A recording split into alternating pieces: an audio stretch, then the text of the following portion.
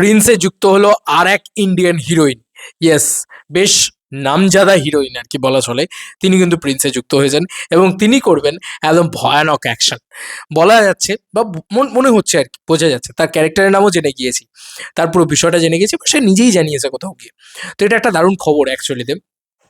যখন নাকি megastar Shakib Khan meets Tollywood, তখন খুব ভালো লাগে। যখন megastar Shakib Khan x Tollywood হয়, তখন খুব ভালো লাগে।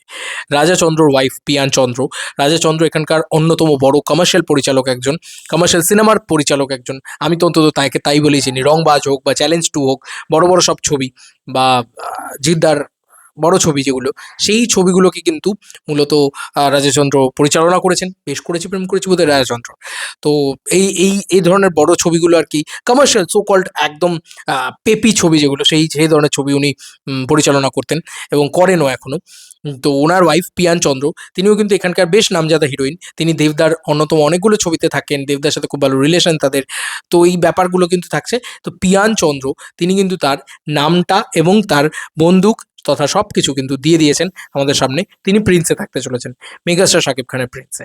বোঝাই যাচ্ছে যে আমাদের টলিউড থেকে কিন্তু অনেকেই থাকছে। তুমি ভাবতে পারছো প্রিন্সের একটা জিনিস, তুমি জাস্ট মানে ভাবনা চিন্তা করো, বলিউড থেকে শালা অ্যাকশন আর্টিস্ট নিয়ে আসছে, ঠিক আছে?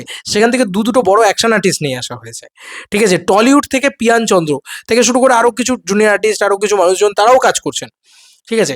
এই সমস্ত জিনিসপত্র হচ্ছে। হয়তো টলিউড থেকে আরও বড় বড় ফেসেস তোমরা থাকতে দেখতে পাবে, হয়তো নাম, কোনো বড় নাম দিয়ে তোমরা থাকতে ডেফিনেটলি কোনো সুপারস্টারে হয়তো থাকবে না, বাট বড় কোনো নামকে তোমরা থাকতে দেখতে পাবে, ঠিক আছে? এটা একটা বড়, কত বড় ব্যাপার, মানে জাস্ট ভয়ানক ভয়ানক বিষয়।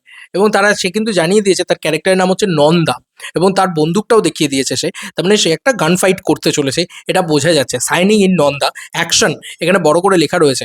তো এখানে পরিষ্কার বুঝতে পারছো যে সে কিন্তু অ্যাকশন করতে চলেছে, মানে বন্দুকটা নিয়ে রীতিমতো অ্যাকশন করতে চলেছে সে, ঠিক আছে? এটা কিন্তু সে মেনশন করে দিয়েছে।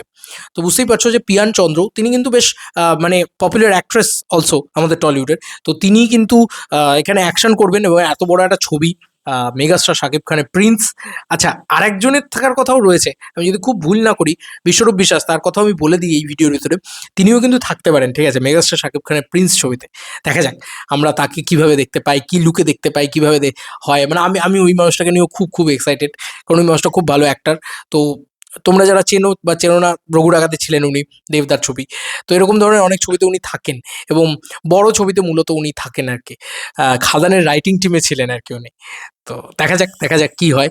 আমি না প্রচণ্ড এক্সাইটেড অ্যাবাউট প্রিন্স এই কারণে, কারণ এত আমার পরিচিত মানুষজনেরা আছেন, এত মানে কি বলবো, এত বড় স্কেলে শ্যুট হচ্ছে, এত ভালোভাবে শ্যুট হচ্ছে, বলিউড, টলিউড, মানে একদম সব জায়গা থেকে ঝেঁটিয়ে লোকজন আসছে এবং অ্যাকশনের নেক্সট লেভেলে নিয়ে যাওয়া হচ্ছে।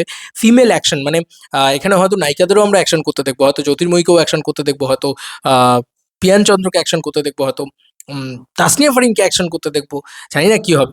জ্যোতির্ময়ীকে কিভাবে প্রেজেন্ট করা হবে, কাকে পুরোপুরি লাভ অ্যাঙ্গেলে রাখা হবে, কাকে পুলিশ বানানো হবে, কোনো লেডি কপ থাকবে কিনা, মানে এটা হচ্ছে বিষয়। পিয়ান চন্দ্র হয়তো লেডি কপ হলো, এরকম একটা ব্যাপার হলো। জমবে কিন্তু খেলাটা, মনে হচ্ছে ভাই জমবে। আমার তো মনে হচ্ছে জমবে, হেভি জমবে প্রিন্স। তো অলরেডি ইন্ডিয়াতে সব বড় বড় আর্টিস্টরা কিন্তু প্রিন্সের সাথে যুক্ত হচ্ছে, এটুকু বলা চলে।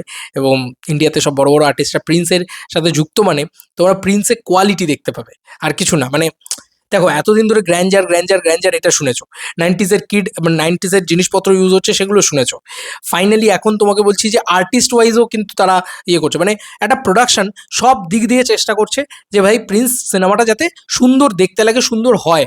মানে মানে আর্টিস্ট ওয়াইজ, মানে অ্যাক্টার ওয়াইজও তারা যাতে ভালো ভালো লোকেদের নিচ্ছে, ঠিক আছে? কাস্টিং ওয়াইজ, মানে সেখানে কাস্টিংয়ের দিক দিয়ে, আচ্ছা তারা গ্র্যান্ডারের দিক দিয়ে তারা অ্যাকশন ডিরেক্টর বলিউড থেকে নিয়ে এসছে। দেখা যাবে বলিউডের আর্টিস্টকেও তারা হয়তো, কোনো একটা আর্টিস্টকে হয়তো তারা সাইন করে নিয়েছে বা করতে পারে, ঠিক আছে? এই সব কিছু মিলিয়ে তারা কিন্তু একটা ভয়ানক কিছু বানাচ্ছে। এটা তো সত্যি কথা, বাংলাদেশি সিনেমায় প্রথমবার বোধহয় এত কিছু হচ্ছে। তো এটার একটা আলাদা রকম ক্রেজ তো রয়েছে। অনেকে টিজার টিজার টিজার চাইছে। আরে ভাই দাঁড়া না রে ভাই, দেবে।